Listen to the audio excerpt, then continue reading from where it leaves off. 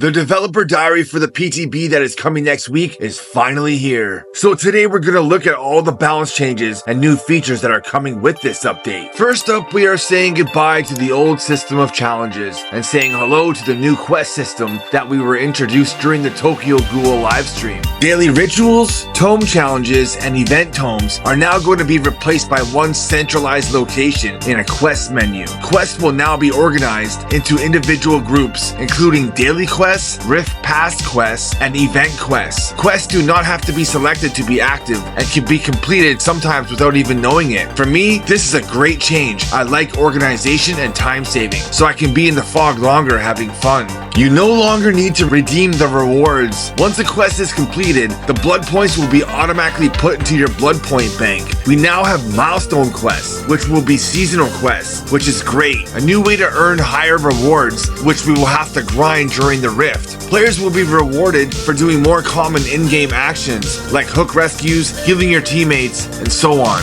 And in case you forgot what quest you were doing, we are now able to pin it in the in-game and match details in-game screen. You can toggle on or off the quest notifications as well in the graphics option menu. And finally, the term ritual and challenge are being replaced by the term quest. Next up, we have some evolution to the archives, the tomes, and the Rift. The number of levels have been extended in the Deep Rift, and they also increased the number of available variants within it. The final Rift tier has been updated, following the Deep Rift to act as a repeatable source of blood points. The archive axis was moved from the lobby main menu to the bottom screen menu. All previous tomes will remain available to work through, and all lores of your favorite characters will also be made available. This is really cool because for me, I haven't seen all the lores of all the characters, so the fact that it's getting opened up, I'm pumped for. I bet a lot of other gamers of Dead by Daylight feel the same way about this. Another good change. The third change we're getting is to be able to preview player perks in the lobby. The devs have added a widget highlighting a player's own perks in the pre-game lobby. They have also added a perk in a new unlock killer or survivor loadout. The point of the widget was to be able to help players know that they have open perk slots, and with one click, it'll take them to that menu to fill the rest of their loadout. Equipping one perk was to help new players ease into the game to make sure that new players won't be at a disadvantage if they happen to miss the perk menu.